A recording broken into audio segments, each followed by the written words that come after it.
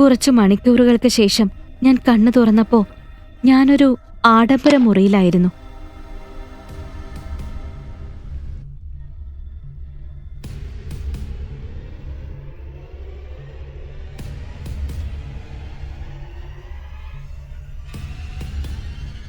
നീ എന്റെ മുന്നിൽ വന്ന് പെട്ടത് നിന്റെ ഭാഗ്യം. അല്ലെങ്കിൽ നിനക്ക് എന്താ സംഭവിച്ചതെന്ന് പോലും അറിയായിരുന്നില്ല.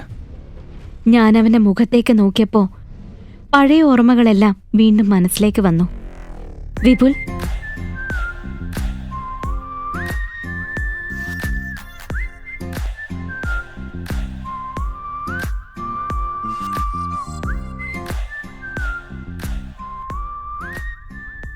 നീ ഇങ്ങനെ നഗരത്തിൽ ഇനി ഒരിക്കലും നിന്നെ കാണില്ലെന്നാ ഞാൻ വിചാരിച്ചത്.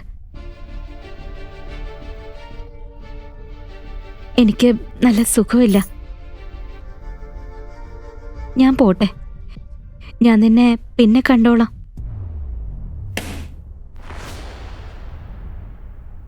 ഓക്കോ, പക്ഷെ ഇങ്ങനെയല്ല. 24 മണിക്കൂറിന് ശേഷമാണ് നിനക്ക് ബോധം വന്നത്. ഞാൻ നിന്നെ ഇവിടേക്ക് കൊണ്ടുവന്നില്ലെങ്കിൽ എല്ലാം എന്റെ തലയിലായേനെ. നിന്റെ ചികിത്സയ്ക്കായ ചെലവ് തിരിച്ചതാ. എന്നിട്ട് നീ പോയിക്കോ. വിപുൽ ഇങ്ങനെ ആയിരുന്നില്ല. അവൻ എങ്ങനെ ഇത്ര മാറി? നിന്റെ കയ്യിൽ ഒരു പൈസ പോലും ഇല്ലെന്ന് എനിക്കറിയാം. കാരണം നീ എല്ലാം നഷ്ടപ്പെടുത്തി. അതുകൊണ്ട് അടുത്ത 10 ദിവസം നീ ഈ വീട്ടിൽ തന്നെ താമസിക്കും. അതിനുശേഷം എന്ത് ചെയ്യണമെന്ന് ഞാൻ പറയും. പിന്നെ രക്ഷപ്പെട്ടു പോകുന്നതിനെ കുറിച്ച് ചിന്തിക്കുക പോലും ചെയ്യണ്ട. ഇത് കേട്ട ഞാൻ ഞെട്ടിപ്പോയി. വിപുലിന് ഇതെല്ലാം എങ്ങനെ അറിയാം? അവൻ എന്തുകൊണ്ടാണ് ഇങ്ങനെ പെരുമാറുന്നത് എന്നൊക്കെ ചിന്തിച്ച് ഞാൻ വിഷമിച്ചു. ആ പെൺകുട്ടി ഇവിടെ തന്നെയുണ്ട്. ഞാൻ കരുതിയതുപോലെ തന്നെ. അവളുടെ മുഖം നേഹയെ പോലെ തന്നെ. അതുകൊണ്ടാണ് ഞാൻ അവളെ ഇവിടെ നിർത്തിയിരിക്കുന്നത്. നേഹ ആരാണ്? എന്റെ മുഖം എങ്ങനെ അവളെ പോലെയായി?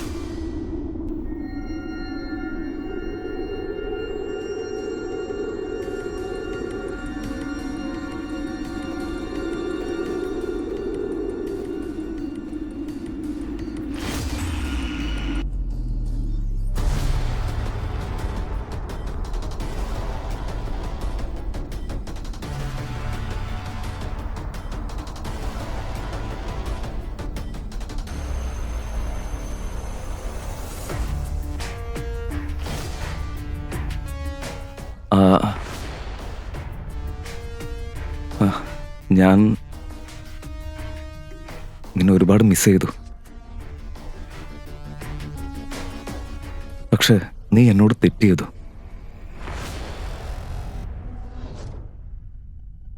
നീ എന്താ ഇവിടെ എന്റെ കൂടെ ചെയ്യുന്നത്? ഗുൻഗുൻ, നീയോ? നോക്ക്,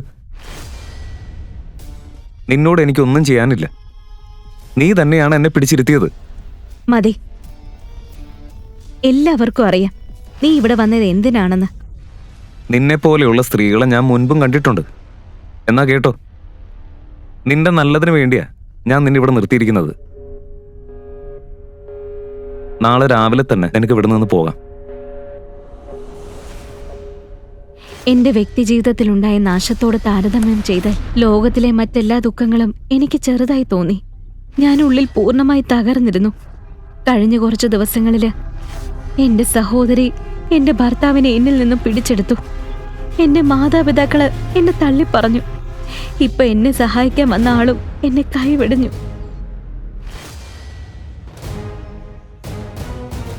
നിനക്ക് കുറച്ചെങ്കിലും ഉളുപ്പുണ്ടെങ്കിൽ, ഈ കുടുംബത്തിന്റെ മാനത്തെക്കുറിച്ച് ചിന്തയുണ്ടെങ്കിൽ ഇപ്പൊ തന്നെ ഈ ഡിവോഴ്സ് പേപ്പേഴ്സ് സൈൻ ചെയ്യും.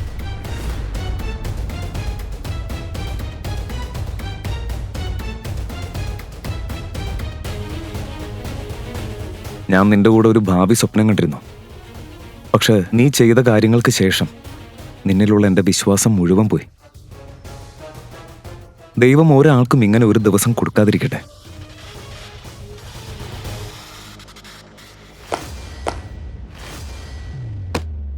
എന്റെ ലോകം മുഴുവൻ തകർന്നു വീണു. എന്റെ ഭർത്താവ് സാഹിബ് സാദ എന്നെ ഈ വീട്ടിൽ നിന്നും പുറത്താക്കി.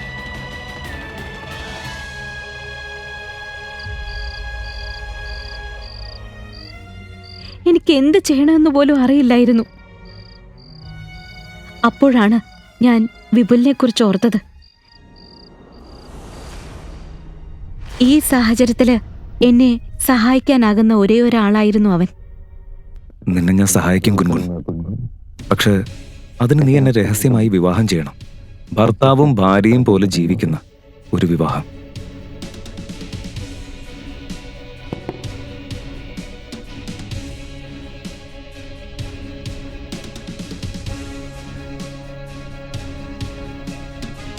പക്ഷെ അതിനെക്കുറിച്ച് ആരും അറിയില്ല.